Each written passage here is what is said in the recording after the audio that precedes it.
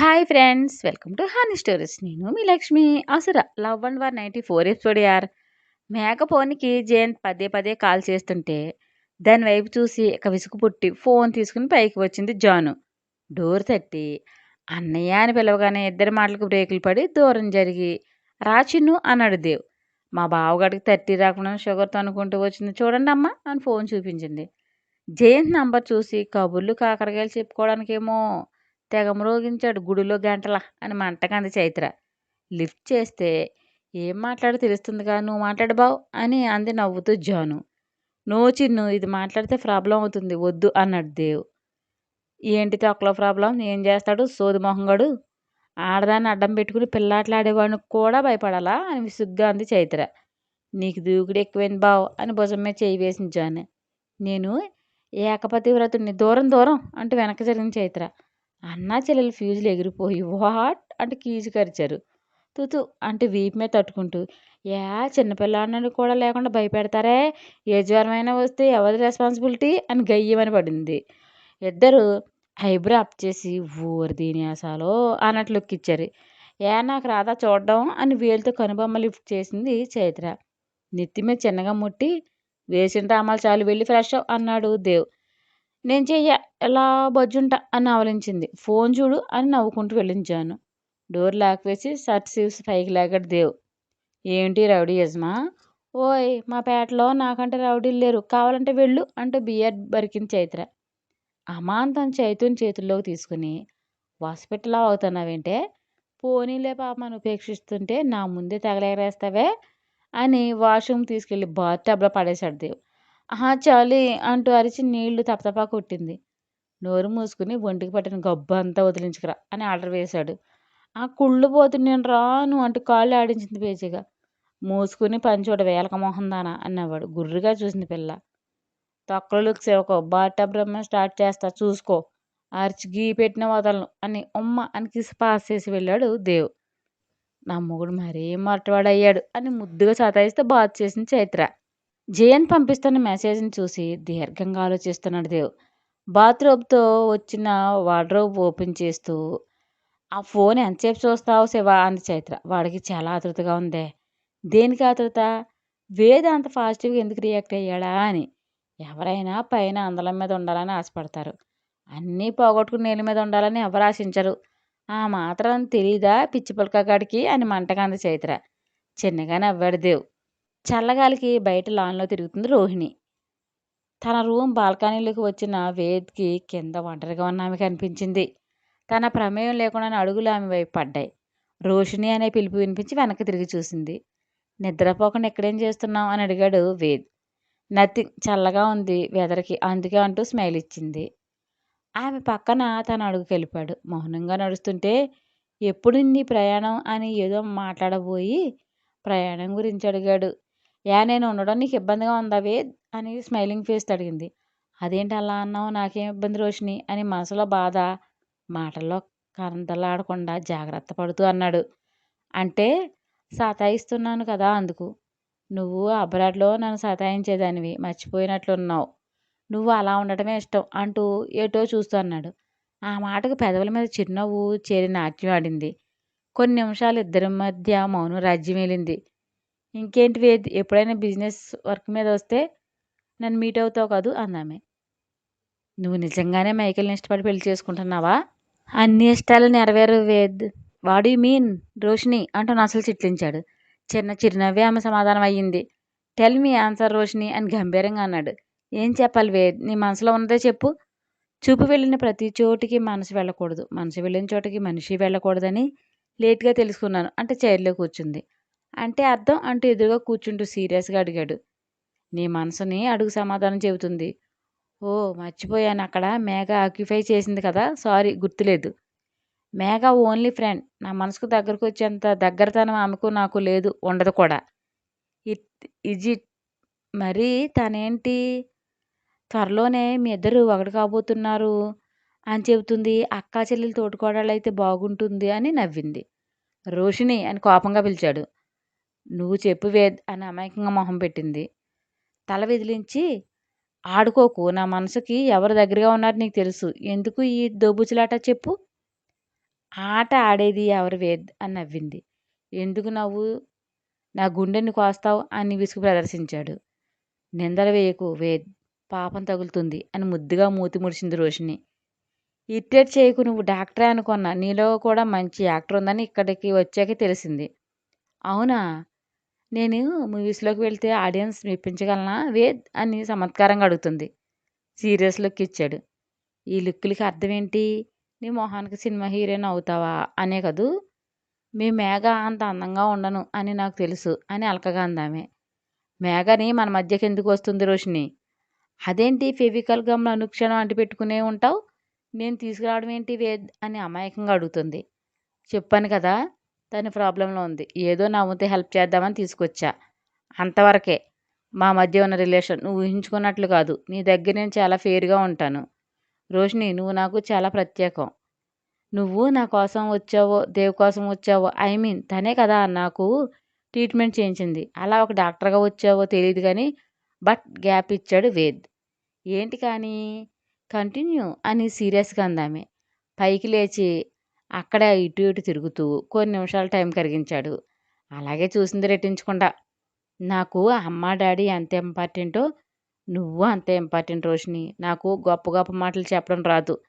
నలుగురితో లౌక్యంగా మెసలడమూ రాదు. వాళ్ళని సరిగ్గా అంచనా వేయడమూ రాదు. అందుకేనేమో చైత్ర బూటకపు మాటలు అంత మెల్టయి కొన్ని నెలలు నా లైఫ్‌ని నేనే మిస్ అయ్యాను. అది ప్రేమ కాదని చాలా లైట్‌గా తెలుసుకున్నా. నేను దేన్నైనా క్షమిస్తాను గానీ నమ్మక ద్రోహాన్ని క్షమించను. ఆ చైత్రకు పనిష్మెంట్ ఇచ్చే తీరతాను అని రౌద్రవాదంతో అన్నాడు వేద్. దేవు పెళ్లి చేసుకున్న చైత్రని నీ దగ్గరకు తీసుకొచ్చాడు వేద్. తన అన్నని మోసం చేసింది తను లవ్ చేసిన అమ్మాయి అని తెలిస్తే అతడి మానసిక స్థితి ఎలా ఉంటుందో ఆలోచించు. అయినా కూడా ఎక్కడా బ్యాలెన్స్ తప్పలేదు. నిన్ను సేవ్ చేసి ఈ రోజు ఇలా నిలబెట్టాడు. అంత చేసిన మనిషి చైత్ర గురించి నిజం తెలుసుకోలేదంటావా చెప్పు అని సూటిగా అడుగుతుంది. Leave it Roshini. వాళ్ళ కోసం డిస్కషన్ మన మధ్య వద్దు. నాకు నువ్వు మైకేల్ మ్యారేజ్ చేసుకోవడం ఇష్టం లేదు. ఒకరి ఇష్టాలు మరొకరికి అవసరం లేదు అనుకుంటా అని సీరియస్‌గా అందామె. నీ ఇష్టాలు నాకు ఇంపార్టెంట్. అంతకంటే సీరియస్‌గా చెప్పి కొద్ది రోజులు టైం ఇవ్వు. నన్ను నేను సెట్ చేసుకోవాలి. నాకు ఒక ఐడెంటిటీ ఉండాలి. అప్పుడే నీ చెయ్యి అందుకోగలను. మా తాతలు నీతులు తాగారు. మా మూతులు వాసన చూడండి అన్న రోజులు కాదు. నా భార్య పిల్లల్ని నాకుగా నేను పెంచుకోవాలి అన్నాడు వేద్. అంటే మీడియాలో వచ్చిన రూమర్‌లు నిజం చేయాలని అనుకుంటున్నావా వేద్? కాదు, బయటికి వెళ్తాను అనడం లేదు. నా అండర్‌లో ఉండే సాఫ్ట్‌వేర్ సెక్షన్ దేవ్ అండర్‌లోకి వెళ్ళింది. అంటే బాబాయికి నా మీద నమ్మకం లేదు అనే కదా అర్థం. అలా ఎందుకు అనుకుంటున్నావు? వర్క్‌లో నీకు గ్యాప్ వచ్చింది. సో, నీకు ఇబ్బంది అవుతుందని ఆలోచించారేమో. ఏదైనా మనం చూసే విధానాన్ని బట్టి ఉంటుంది వేద్. నేను ఎవరిని తప్పు పట్టడం లేదు రోషిని. అంతంత మాత్రంగా ఉన్న ఆటోమొబైల్ వృద్ధిలోకి తీసుకురావాలి. తీసుకొస్తాను కూడా.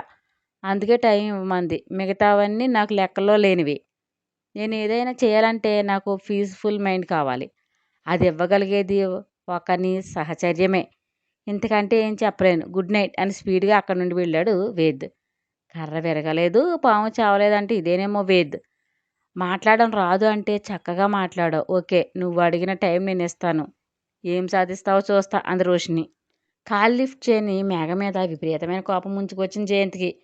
ఎంతకు ఆన్‌లైన్‌లోకి రాకపోవడంతో అనుమానం కలిగింది మేఘ పార్ట్నర్‌కి. ఇద్దరు వేరు వేరు ప్లేసుల్లో ఉన్నా ఒకే పర్సన్ కోసం ఆలోచిస్తున్నారు. సుష్మా వాళ్ళు కొట్టిన దెబ్బలకు అప్పుడు మైకం కమ్మి మిడ్‌నైట్‌కి మెలకువ వచ్చింది మేఘ పాపకి. పుండు మీద కారం జల్లినట్లు దోమలు సూదంటి మొనలని కస్సు కస్సు దింపేసి బ్లడ్ జుర్రేస్తూ చెవిలో ఏలపాటలు పాడుతున్నాయి. ఆ రజనకు మెల్లగా మత్తువీడి చేతులు కదిలిస్తుంటే విపరీతమైన పెయిన్ వచ్చింది. మెల్లగా జరిగింది. మైండ్ సిగ్నల్స్ అందించక కష్టంగా లేచి కూర్చుంది. చుట్టూ పరికించి చూసింది. ఒక జీరో బల్బు వెలుగుతుంది తప్ప మరేం లేక ఏమీ కనిపించలేదు. ఎవరైనా ఉన్నారా అంటూ పీలగా అరిచింది. తన వాయిస్ తనకే వినిపించలేదు. ఇక బయటకేం వినిపిస్తుంది? మెల్లగా పైకి లేచి దాహంతో గొంతు ఎండిపోవడంతో పెదవులు తడుపుకుంటూ చుట్టూ చూసింది. చెక్క బల్ల మీద ఉన్న వాటర్ బాటిల్ ఏదో పార్సిల్ చూసి కంగారు అడుగులు వేసింది. వణికే చేతులతో బాటిల్ అందుకుని క్యాప్ ఓపెన్ చేసి కంగారుగా నీళ్లు తాగింది. అప్పుడు ప్రాణం తెప్పరిల్లినట్లుంది. పార్సిల్ చేతిలో తీసుకుని విప్పి ఆపగా తింటుంది మేఘ. ఆకలి రుచి ఎరగదు, నిద్ర సుఖమెరగదు అంటారు కదా! చల్లారిపోయిన ఇడ్లీ అమృతంలా అనిపించింది ఆ క్షణంలో. తిని వాటర్ తాగి అప్పుడు నిమ్మళించి బుసలు కొడుతూ, "నన్నే బంధించి టార్చర్ చేస్తావే? నేనంటే ఏంటో చూపిస్తాను. నాతో ఎందుకు పెట్టుకున్నావు నువ్వు? ఏడ్చి చచ్చేలా చేయకపోతే అడగవే" అంటూ శబ్దాలు చేస్తూ, లైట్ వెలుగులోనే తప్పించుకునే మార్గం కోసం అన్వేషణ ప్రారంభించింది మేఘ. ఉదయం జాగింగ్ నుండి వస్తూ బయట పూలు కోస్తున్న రోషిని వైపు చూసి స్మైల్ ఇచ్చాడు వేద్. గుడ్ మార్నింగ్ అని లైట్ స్మైల్ ఇచ్చింది ఆమె. ఫైన్ మార్నింగ్ అని అక్కడే బెంచ్ మీద కూర్చున్నాడు. హనీ కలుపుకొని వాటర్ తాగు, అలసటగా ఉండదు వేద్. హా అని, ఈ మ్యాగీ ఏది రోజు జాగింగ్ నుండి వచ్చేసరికి కాపు కాసేది, నైట్ కూడా కనిపించలేదు అనుకుంటూ రోషినిని అడగబోతూ, నైట్ తన అన్నమాటలు గుర్తుకొచ్చి ఆమెను దూరం పెట్టాలి, లేకపోతే లేనిపోని అనుమానాలకు తావిచ్చినట్లు అవుతుంది అని తల విదిలించాడు. ఎవరి కోసమేం చూస్తున్నావా వేద్ అంటూ వారకంట చూసింది. నువ్వు ఆడపిల్లవి అనిపించుకున్నావు అని చిరుకోపంగా చూశాడు. అదేంటి అంత మాట అన్నావు అంటే నేను ఆడపిల్లలా కనిపించడం లేదా? శారీ కట్టుకున్నానే అంటూ తనని తానే చూసుకుంటూ స్ట్రేంజ్ లుక్ ఇచ్చింది Roshini. You are crazy or, నేను అన్నది ఆ మీనింగ్తో కాదు, ఒక నార్మల్ గర్ల్ పొసెసివ్నెస్ చూపిస్తుంటే అన్నాను అని పైకి లేచి హాట్ వాటర్ పంపించు అని వెళుతూ, నువ్వు తెచ్చినా ఓకే అంటూ నవ్వుకుంటూ వెళ్ళాడు వేద్. చదివేస్తే ఉన్నమతి పోయిందంటే ఏంటంటే అనుకున్నా, నన్ను చూస్తే నిజం అనిపిస్తుంది అంటూ భుజాలు ఎగరేసింది రోషిని. ఏంటక్కాయ్ బావా షై ఫీల్ అవుతూ వెళ్తున్నాడు, ఏ ఏం కొంటి పని చేసావేంటి అని పల్లెకిలించింది చైత్ర. అలా అర్థమైందా అల్జిత్కి అని నవ్వింది రోషిని. చెప్పక్క ఏమంటున్నారు బావ్? ఏమన్నాడు అంటే అని బొగ్గన వేలు పెట్టి మరీ చించుతుంది. సుభద్రకి కోపం ఐపిచ్చిలో వచ్చింది. సత్యమూర్తి వైపు చంపేసేలా చూసింది. సత్యమూర్తి కాళ్ళు వేళ్ళు పడినా కనికరించలేదు. కొండ మీద బండలా కరగలేదు. దానితో సత్యమూర్తి కోపం వచ్చింది. వెంటనే అటు ఇటు చూశాడు. తనని ఎవరూ గమనించడం లేదని తెలిసాక వెంటనే అమాంతంగా సుభద్ర కాళ్ళ మీద పడిపోయాడని ఈ టీవీలోని నేరాలు ఘోరాలు చెప్పే వాయిస్ అంత బేస్ వాయిస్తో తెప్పింది.